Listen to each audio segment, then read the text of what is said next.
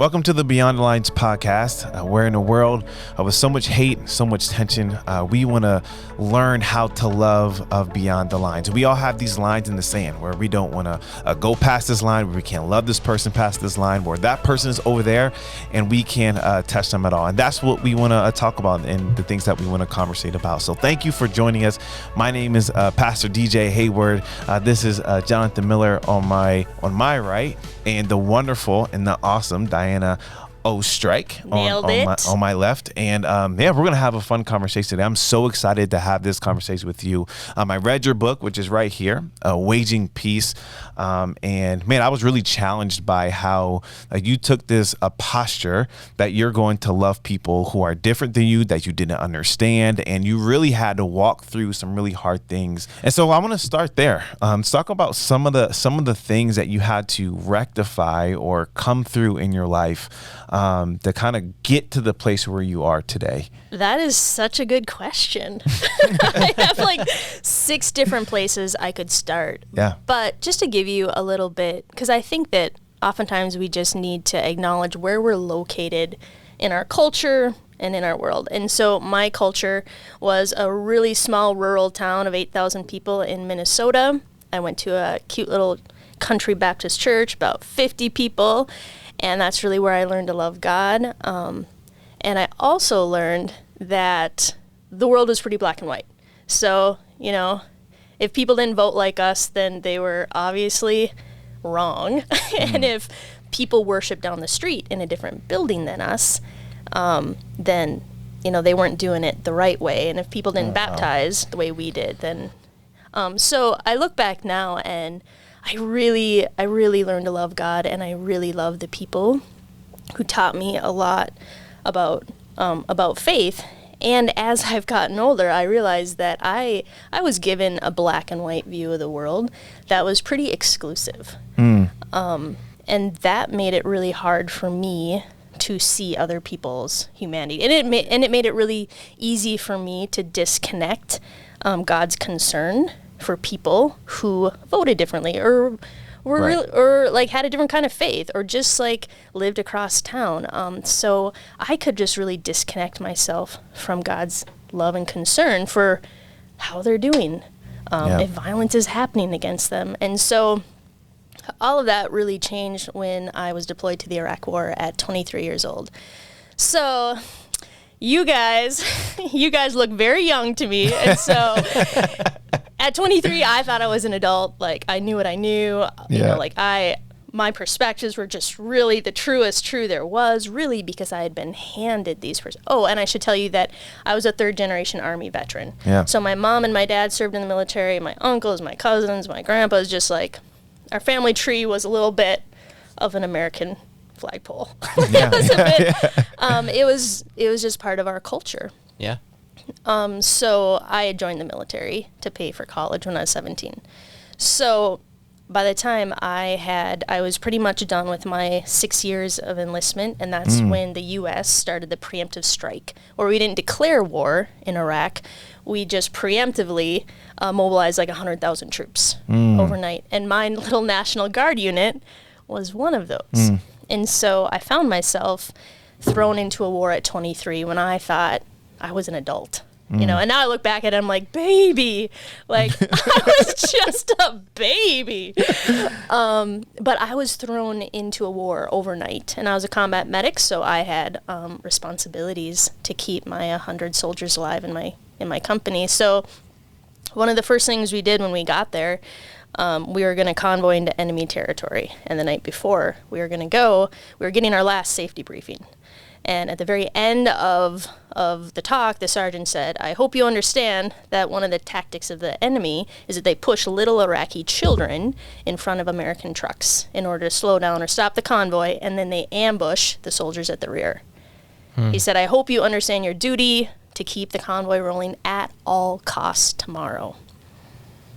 If you can't do your duty, and if you can't keep the convoy rolling, stand up now and identify yourself. And I remember just sitting there and like what he said just like was suspended in the air. Like I understood it, but I couldn't put it together. You know, like I couldn't imagine running over a child. And at the same time, I really believe that soldiers made sacrifices. And really the place that I grew up taught me that if I was serving the country, America, then it was like I was serving God. And so if I took a life for my country, it was ultimately taking a life for God. So I had this, like, so I walked out of the tent and, you know, he said dismiss, so I didn't really have to decide, like, what am I going to do? Am I going to stand up and say, I can't do this, and be branded a traitor and a coward? Or am I going to go along with this? And so before I had to make a decision, just dismiss, and we all left. But that was the first time that in my life that I had a viewpoint, I had a truth that I was actually having to look at who was at the other end of this belief I had. And I had to really think about that, because it was going to happen tomorrow. So I had like 8 hours to make a decision that I knew would change me forever. Like I knew there was no going back from this. But this is like the very first time that I really felt like I was wrestling with my own beliefs, you know, because this was fine, but inside, like, something was pushing back. And so I just laid on my cot and did, like, the most pitiful prayer on the planet, where I just remember laying there with tears, kind of silent, because, you know, there's other people in the tent. And I remember just saying, like, oh, God, help me. And then, like, I just, out of nowhere, really felt like I heard, like, God's voice come at me like a racquetball, where it just pings back at you. And I just heard, Diana, I love them too. Wow. How did that shake you?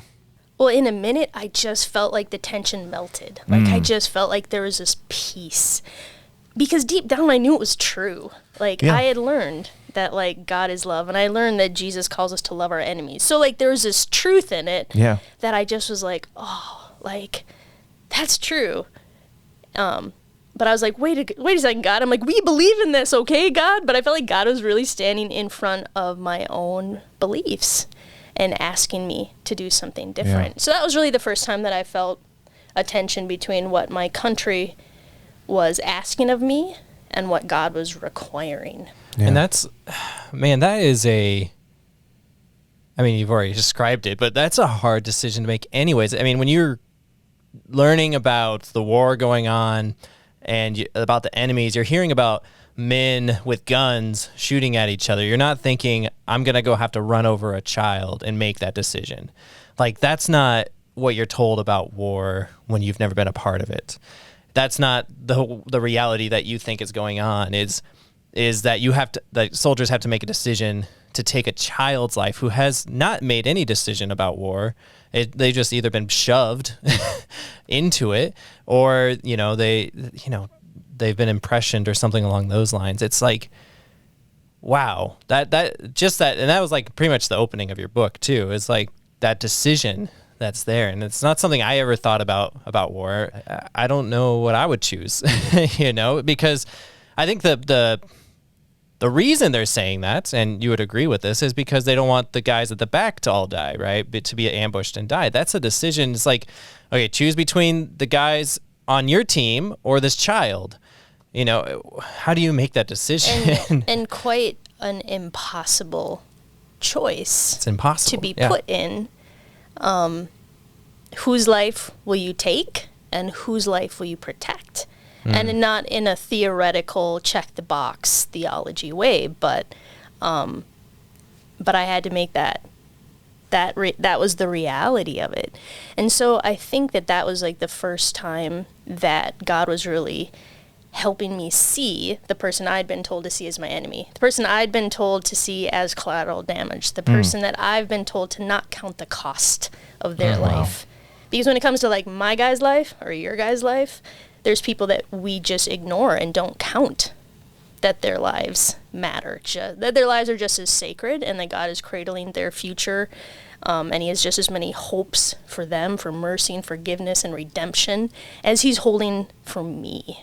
And so I think that was like the beginning of this, like, this just shift of where all of a sudden I could see people, and God had told me that he loves them.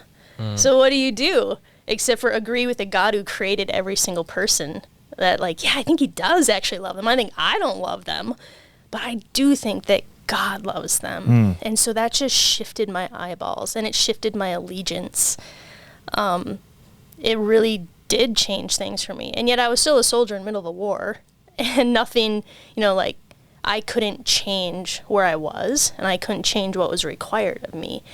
But the freedom that I feel like God gave me was that he gave me a way to show up in the middle of the impossible. And we don't get to choose what will happen to us. We don't get to choose what the circumstances, but our freedom as like life people is we get to choose if we will be on the side of life. And Jesus says, like, you can lose your life and not really lose. Like, there are bigger things. Like, I realized there was something more valuable to me than just staying alive. Like, I could stay alive and do some bad things. Yeah. But, like, there was this life that already started. Yeah. I feel like God was really changing. So I went to war, and I feel like God showed me the people who I had really discounted and seen as my enemy. And that really allowed me to, when I came back from war, to also recognize people that, we don't like to say we have enemies, but there are people that we do not care for and we do not see. Right. And if they have problems, well, I guess it's their problem to fix. And if their kids aren't doing well, that's on you. So it really allowed me to, like, my faith had really separated me from people in my community. And now God brought me to a war, and I could see who my enemy was there and decide that I could love instead of be fearful of them, that I could do that in my own community. And so that really has been the game changer. I feel like my faith was pretty self-serving and pretty self-promoting and pretty segregated from a lot of people. So I feel like going to war and becoming a peacemaker was really how God, in a way, like, gave me life, where I was just, like, staying alive. But I got this, like, life, and this life to this full that wasn't, I knew that even if I died the next day, I was going to be okay, because I knew how I was showing up, and I was going to show up with God's love first and sacrifice, and I would never lose with that. Yeah. Yeah. That's really good. Yeah, thanks for sharing that. That's awesome. Diana, you're a mom. And you're an author. You're all over the place, and you wrote this wonderful book, Waging Peace. And we're not going to go too much into this. Is not a book review. So if you want to know what's inside the book, you have to get the book and read the book. It's absolutely incredible, well written. So thank you for putting your story down on paper so we can learn from. One of the things that I was reading it, I was challenged, but also, man, I was almost kind of worried for you, because there were some things that you were saying in there that I was like, wow, like some people may take that in the the wrong way. Like, for your example, your struggle with who do I pledge allegiance to, So can you talk about some of those things that that people can feel defensive over what you're kind of stating, and how do you kind of walk through with people, like, hey, here's what I'm trying to get at. Here's my heart behind what I'm trying to say. Yeah. I think it's such an important, because, as you know, we are in the age of criticism. And there's an Indigenous elder in my city, and last year on Memorial Day, he said this thing that was really profound. He said that we're in the age of quarrel.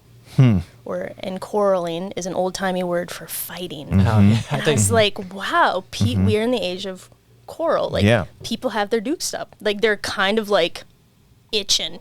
They're itching to get into it with somebody. So like you said, DJ, there are things in my book that I know are really, they're really hard for people. But the reason that they're hard for people is that they create a tension of allegiance. And I know this because I feel it. Like, I live that tension even now. Like, nothing is easy, and I mean, there's pain in that. But I think the truest thing that I know from war is that us versus them is a false choice. Yeah. And so I feel like that is the healing, that is the hope, that is the way on. That you can disagree with people's politics, you can disagree with whatever you want to, but at the end of the day, God requires us to show up with our love. He doesn't require us to have agreement. Yeah. And so this idea that we're in two different camps, and if I, and I always tell people, I'm like, there's room at the table to be a patriot and a peacemaker. Yeah. But where like my culture and I grew up, like peacemakers were like a dirty word. They were people who didn't understand sacrifice. They didn't love America. And they just had bad character. Like you did not want to be called one. And so for me to sit here before you today and say like, God has called me to be a peacemaker. Like I know what that means. I know the cost of that. So I walk in one room and they know that I'm a combat veteran, and they offer me, thanks, or think, well, she deserves our respect. And then when I say I'm a peacemaker, all of a sudden, like I hear like all their goodwill come back, and they're like, bad, And I was like, but I'm the same person. Like God made me the same person that I am today, and I hold both those things. So I understand where people are coming from, and I also want someone to. I wish someone would have invited me along, not condemn me. Yeah. But just invited me along. And then I go in other rooms and I'm like, I'm a peacemaker. And they're like, yeah. And then I'm like, and a soldier. And they're like, baby killer. And so what I know to be true is this human instinct of self-protection and saying us versus them. If you're for them, then you can't sit at our table. I know that is such a superficial, like small way to love. And I think that God has given us such a bigger table to love. And yeah, it's going to be uncomfortable and your friends might not like you because it's easy to be intimidated by your group because your group says don't hang out with them or you don't belong here anymore. Yeah. And so in a lot of these places, I have been scared. There's one part where I talk about going to a memorial for the Pulse nightclub shooting, which that was the largest act of terrorism against the gay community in the U.S. that has ever happened. I believe over 50 people were killed that night. Yeah. And I remember going to the LGBT community had asked the community to come and mourn with them, and we showed up with my little kids. And what I really realized as I was sitting there listening to people's stories of not feeling safe, of like going to school and they had two moms and so they were getting beat up at school because they had two moms, and that these clubs were some of the only places that they felt safe, like physically safe. I just remember feeling this overwhelming, like, knowledge that I was more scared. Like, I wasn't as concerned about gay people feeling loved as I was afraid of showing up at this event, because I was afraid that my faith community would take my Jesus card away from me.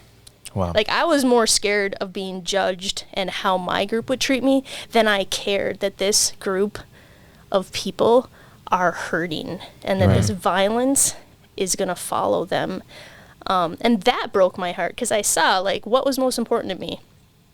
How I was going to get treated and how I was going to be seen by my group. And that was putting myself first. And I really knew that I was supposed to love first. Yeah. That's what I was supposed to care for. I was supposed to mourn with those who were mourn. I'm supposed to be present. Like, that's who God is. Yeah. It doesn't require agreement to show up. And so it's just a little bit of truth telling with myself of there were places and people that I wasn't showing up for because I wasn't putting the right thing first. And when you create like an us versus them mentality, or when you have that in your mind, like you don't ever have to walk towards anyone because they're supposed to be over there, they're supposed to not saying this, but like, they're getting what they deserve because they are on this wrong side of what I think God wants. And it's like, well, man, here's the deal. God has called us to love. And I think it's, for us in the church, it's really easy to think that Jesus, if he would come back today and walk the earth like he did all those years ago, that he will come into a church. And I don't think that will be the case. He may have some choice words for us in the church, but I think he will go to those who are mourning and those hurting, very much the same people that he went to when he came the first time. And I think we forget that we are supposed to be modeling that. And if us to model that, we have to go to places where it may be uncomfortable. And for you talk about this idea of you're wanting to love people, in their suffering and where they are. Like, the only way that we can do that is if we go to them. And I think it's easy, being a pastor, just to want people to come to us, to come inside the church building. And it's like, no, like, there's times in my life, in all of our lives, where we have to say, hey, I'm going to go over there. I'm ignorant to what is going on over there, but I just see that there's a need there. And how can Jesus use me? Only he knows. And I have to be open to that. Yeah. And I think that it's easy for us to forget that Jesus actually has a bias towards folks who are homeless, who are hungry, who are poor. Like, he's actually saying these folks are being left out, and I want you to care for them first. And those people are still here today. And so, just talking about just my family just kind of blackmailed ourselves that we were going to show up. So no longer did we only show up for people who voted like us, worship like us, all these things. We were just like, ours was a yes that God had given us. Like, our faith was now a blank check of just presence. Didn't require agreement. We didn't have to know what was going on. Yeah. So once we started to do that, you realize how many folks who are in those positions, they're on the margins, they're seen as disposable, they're the problem. Then you show up in person and you're like, oh my gosh. Like this is who God is like pointing us towards. This is who like should be our first concern. And you start to get a little tell the truth on yourself. And so one of those truths was like, our faith talks a lot about like, you should really notice people who are homeless, the unsheltered. And I was like, well, Diana, do you know a single person's name who's experiencing being unsheltered? And you can guess what the answer was. It's a big old no. And so I found there's a Dorothy Day House, which is a Catholic worker house that offers hospitality in my city for families that are experiencing homelessness. And I was like, okay. And so I showed up with my family with dinner one night, just so awkward, like just felt so stupid. But I knew that I didn't want to be a hearer of God's like love. I want to be a doer. Wow. And you can't love someone you don't know. Right. Yeah. Right. So I showed up, and it was the hardest thing to sit around a table and not be there because of a book club or because our kids go to school together or because we're at a ministry together. Like, literally just people hanging out who happen to be experiencing different things. So luckily my kids were there and they're good icebreakers. So when you're nervous, you have your kids. That's very true. But we sat, like, we've been doing dinner there for 2 years now. And now I know my neighbors' names and I know what it's, and I have their perspective. And I had just a poverty of perspective of like, what's it like to do life with 3 kids, not having your own home and not having a car and sharing a bedroom for a year. Wow. And I feel like that people couldn't feel loved if I didn't even show up. But the minute that you do show up, you start to see the full picture and you start to care about your neighbors. And I got some great parenting advice. And I think all these lines of us versus them, we're just missing each other's stories. But when we show up together, we really are creating the kingdom of God. And so I just get honest with yourself. Like, I got honest. I'm like, if you don't know anyone's name, you are certainly not loving them. Yeah. They can't feel loved. And so that just kind of kept happening where you show up and you start to know people's names. Then you start to hear like, well, how is it? And why is it like that? And then we actually get to be part of building these new relationships between people who are separated. Because we're born into a lot of different camps. Yeah. I think, a lot of people can go on the other side where it's like, Diana, there's so much wrong. I don't even know where to begin. Like, I felt like I was feeling that way last summer with the culmination of all the things that happened with George Floyd and all the things that was going on with politics and all the things that was going on with COVID and all the things that's going on with immigration, all the things. And it's like, I don't even know, like, where am I supposed to go? Like, who am I? Like, how can I make any impact? And then we get frozen. Yeah. How do you help people? Like, what are people supposed to do? How do we take a step? Yeah. So I think that it is way simpler than we think it is. So I created a little bit of a map. I call it my Waging Peace Map, and it's just 4 steps, and you write your name on it, you put it on the fridge, and you just start. Because I truly believe that our beginnings are our finish lines. There can never be a finish line if you don't begin. And I am teaching a workshop here tomorrow night, maybe if you're around, DJ, but so the first thing is I tell people just find the erased stories in your community. So you'll find one thing. And I always say start with the people that Jesus pointed us towards. So those are the homeless, the hungry, the incarcerated, widows and orphans. Yeah. Start there because all things intersect there. Actually, like people tend to, if they're homeless, they've experienced violence, and all these things kind of connect. So so I have this little 4-step thing. It's on my website. It's free. I teach it. I want people to do it. Why? Because I believe that there's a better story. So long story short, you kind of see one thing that is there, and then you pick one way to show up for that. So in my city, there's a lot of things I show up for, but one of them that I'm committed to is people who are unsheltered. So I show up with a meal once a week, and I be part of that community. And I'm going to do that till every person in my city has shelter, because I believe that that's the kingdom of God. Like, I believe in heaven, like, nobody's unsheltered. So I'm going to do that, and it's super simple. So I make tacos on Tuesday, which is like a non-cooking meal. You don't really have to be a cook, but it is my commitment to show up and serve the people who are serving the homeless community and build relationship with people, because relationship is what changes us. Right.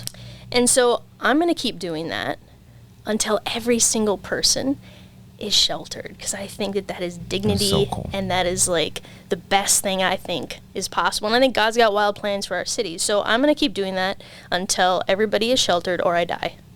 But if I died tomorrow, I would never regret showing up for that. So I think lifetime commitments make it pretty simple, because then you don't have to be worried about everything in your city, but you do show up for one thing. And once you do, then you start to learn more, and then people start calling you up for like, hey, can you bring some tables? Yes, I can do that. Or like, hey, we're having the birthday party.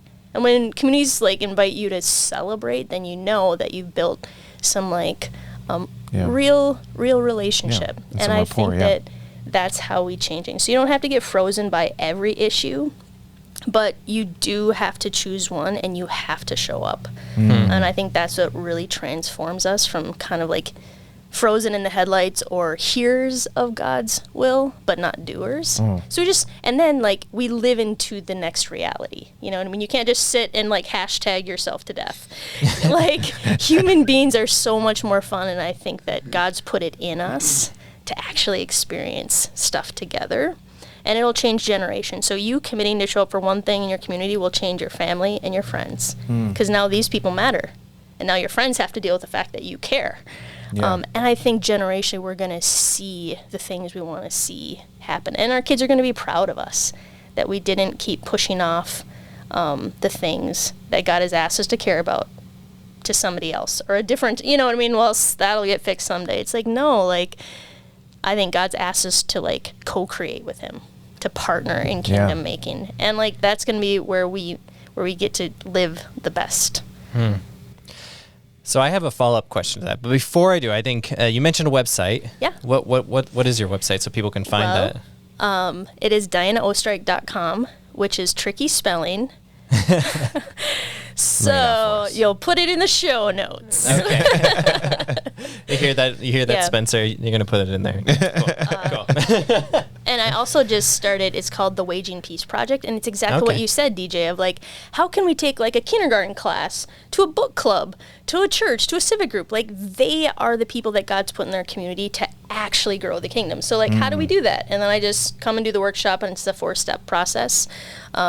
And I think people want to know that they get to be part of the good. Like, we get really sad and hopeless when we don't feel like change is possible, and we get despairing. And so I think the Waging Peace Project is a thing that just says, like, God has put you in your community for a time such as this. Wow. And that is hopeful. Yeah. Yeah. That's good. Yeah. And my follow-up maybe comment, question, fill in the blank, I don't know, is like, I've heard so much talk too about like, we want to see the world change, but the way we're going to do it is through politics and getting the right people in power. What would you say? I mean, you're talking about that's like macro. You're talking like micro, I'm going to do this personally, and it's not going to solve all of homelessness by myself, but I'm going to do it until I die. And I think that's really awesome. But what is there also value in the political side of things too? I'm not trying to get into politics, but I think sometimes that's where we stop. You know what I'm saying? Yeah. Like we often stop at like, I'm going to get the right people that I consider to be the right people in power so that they can make the changes. And then that's kind of my duty done. Yeah, I think it's definitely a both and.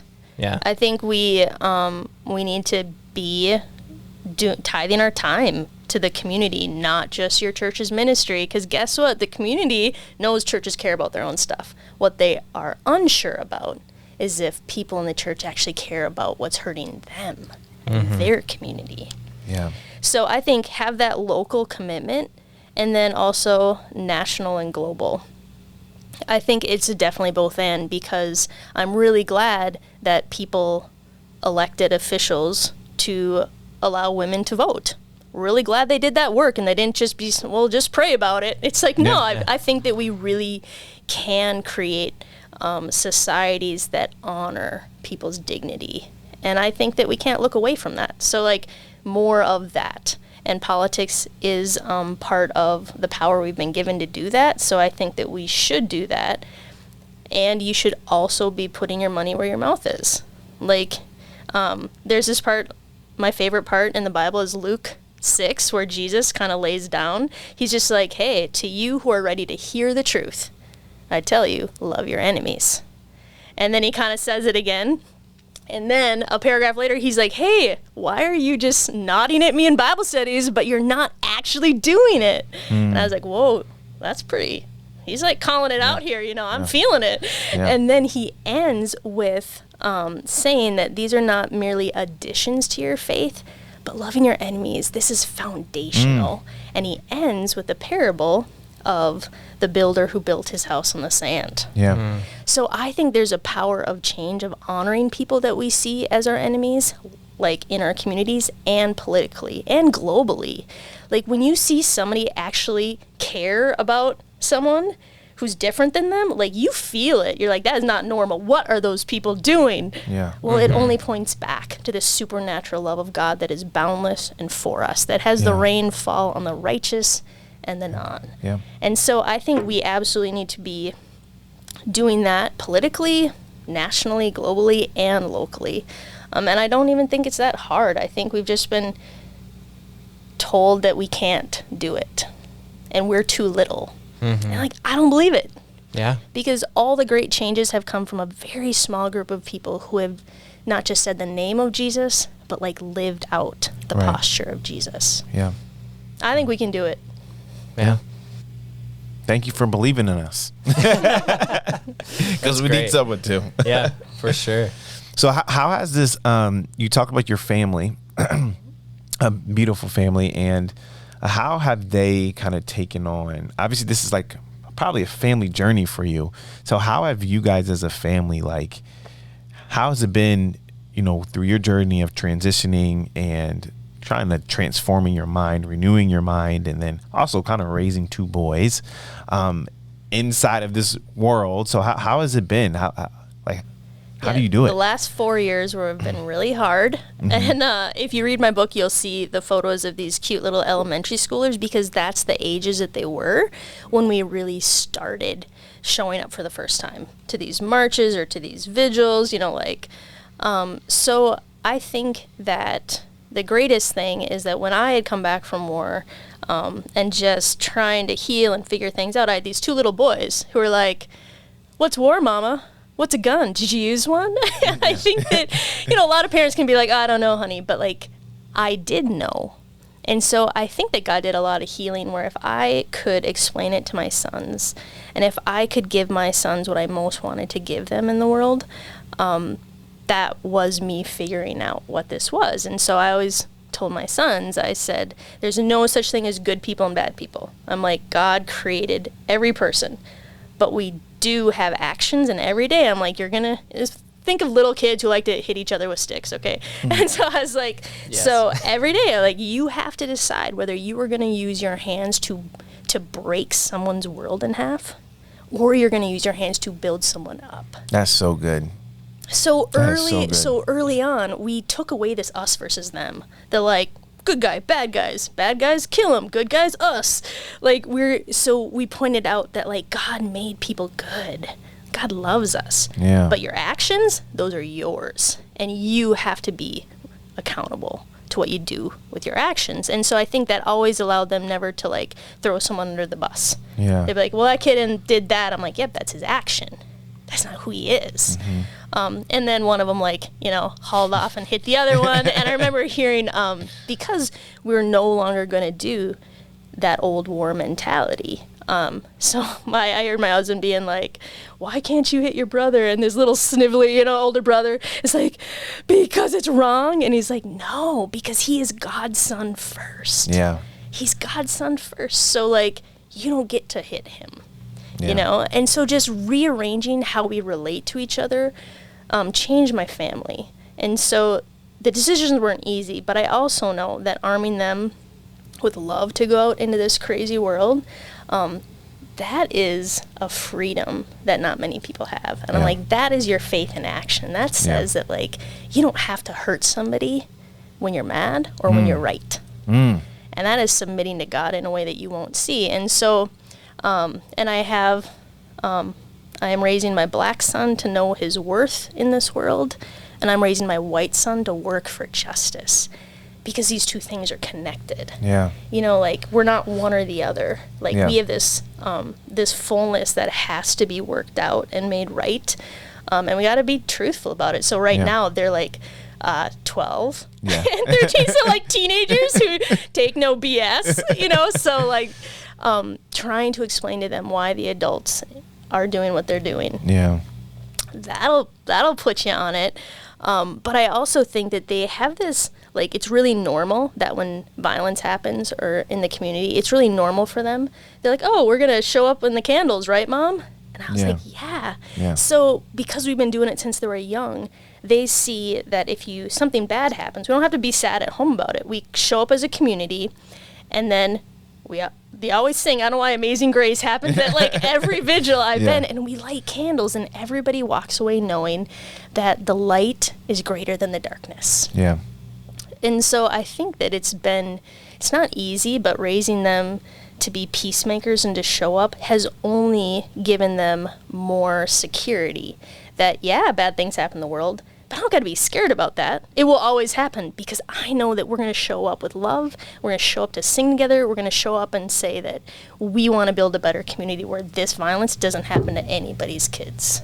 Wow. It's incredible. So lots of long talks. Yeah. Yeah, it seems but like also it. just lots of committing to showing up and not, you have to admit when things aren't right. If you can do that, then you can say, what does God want to right this, and how do we get to be part of it together? Yeah. But if you just act like it's okay, that's not helping anybody. Right. Or even like, I think sometimes we want to hide our kids Oh yeah. from it. And then I guess what happens, they end up becoming 12 and 13, and they're being told it from all other places. So I love how you guys have said, hey, we're going to walk them through this while they're young. And I'm pretty sure there's challenges ahead because teenagers, they're not fun. So all the time. Pray for me. Pray for me. We're going to be praying for you. But I love that how they say, hey, this is the thing that we're going to be purposeful about and have a part of our family and the ministry that you guys are doing together. I think that's really inspiring. When I read that comment that your husband made about how you can't hit your brother because it's God's son, I was like, oh, I'm gonna use that. I used that yesterday. So Use it. That's great. that's just such a good thing. Just a good perspective of why, like, man, we have to treat people well. We have to treat them well because God created them. They're created in His image. So when we are drawing a line in the sand, we're saying that, hey, like, I'm on the right side and that person is not worthy of what God has for them. Or like, I think the worst part about it is like I'm removing myself from the opportunity to be with God in whatever redemption, transformation, or him giving me a perspective that I never would have had before. And we rob ourselves of the life that's truly life. And I think that's the one thing that I felt like you have really found through your journey. Is like, man, this is actually more full as I kind of move towards people. And our culture kind of tells us we need to move away from people. Yeah, our culture tells us that people are dangerous. We got to protect ourselves. And there's this thing that I realized when I met Hassan, who's in the book, but she was this catalyst who really dared me to believe that I had something extravagant to give instead of something priceless to protect. And I think right now our culture's dukes are up and we're all like, protect, protect, protect. But I think that God has given us this abundance. Like he has said we have life without ceasing. We have all the love on the planet. Like there's nothing he will not give us. So like, shouldn't we be the people throwing it around like confetti? Yeah. Being like, I got Amen. you. Like, you don't have to be nice to me. I'll forgive you. Why? Because I've been given this incredible love, and I'm just going to pass it on. Yeah. Like, that's my vision for the next generation and for my kids is, like, we're going to be the most ridiculously generous, forgiving, merciful people that people are like, I cannot offend a Christian. Like, they just won't do it. Yeah. I love that visual of throwing it around like confetti. That's awesome. Just a box of confetti. I'm going to carry a box of confetti around with me. I love you. You wronged me. Yeah, it's cool. Confetti. I think that's awesome. I love it. There's something, we're coming to the end of the podcast, but there's something really profound at the beginning of your book that I just really am curious about, and I want to hear more about it. You said something along the lines of that if you told the same stories like 20 years from now, that you might tell it a different way, because as humans, we're always changing and growing and becoming new people every day, or we should be. That's kind of how the Bible shows us how to do it. Can you talk a little bit more about what you mean by that and and all of that? I would love to hear more. Yeah, I think that this was one of the hardest things about being honest in writing a book about, I'm writing about who I was when I was 23. And amen to the good Lord, I'm 41 today. And I'm grateful for that. So who I am today isn't who I was, back then, 17 years ago, but I'm not going to shine it up. And I'm going to act like I was better than I was, even though I am horrified about the things that I did and I said and I thought when I was 23. And so I think that is a little bit of what I'm saying there, is that I think it's okay that we be brutally honest about our growth. Yeah. Not everybody, and I think especially as Christians, we should always be growing. So what we thought at 20, please God, make it be different at 40. You know what I mean? Like, there is more for us. So I think when I wrote this, I had to be brutally honest about the things that I'm not proud of. Actually hurts me that I took so little care for a lot of people in the world. Didn't care about them. But I had to be honest about that. And then at the same time, I'm writing about a snippet of time, and that's not where I stayed either. But you can't put a little addendum on a book that says, hey, don't nail me to the wall because I've grown. So I think there's this humility, and if I can give myself an honesty and a humility that says, that's who I was, and guess what? God still loved me, and did I think a lot of stuff that was pretty harmful? Sure, but if I can honor the dignity of the Diana of 23 years old, then I can honor your dignity of the person that you were when you were 23. Like, we don't have to, brutalize each other's. We can hold the value that says I was just as loved them then when I thought XYZ as I am today, because God's goodness and his love of us is unconditional and unchanged. And it is a humiliating thing to accept that, to say, man, I can't do anything to make God love me more, and I'm not going to hide it from people, from their judgment, from their criticism. And because I don't sit in a camp, I get double judgment criticism from every camp, because they're like, but you're not here, so now that. So I feel like I love that in 20 years, there will probably be even more that I can see in this story that God's writing. And if I continue to move past what's comfortable and love people that I don't already know about and don't care about, because that's a truth teller, that there are people that I'm not super concerned about, but I want to be, I want to, then I'll probably tell that story differently. And if I would have told this story 17 years ago, I would have not seen a lot. So I think that we can honor each other's places and not try to destroy each other's progress by being so horrified. I'm like, it's normal to learn and change your mind and grow, and I don't have to dishonor the person I used to be or the people that taught me that in order to grow. I can honor both. Wow. Yeah, that's good. Thank you for sharing that, and thank you for being with us here today on the podcast. I really am praying and hoping that this is helpful for many people in their journeys as it's been helpful in mine. It's such an amazing opportunity to be able to meet you and to hear from you and just have this conversation. So honored for you to be here. This is the Beyond the Lines podcast. We record out of Central Christian Church in Arizona. You can check us out at centralaz.com anytime you want to. So thank you for being a part of this podcast. Thank you so much. Thank you for Learned so much. Yeah. Thank you. And if you like this podcast, give us a rating on Apple. That'd be cool. Apple Podcast.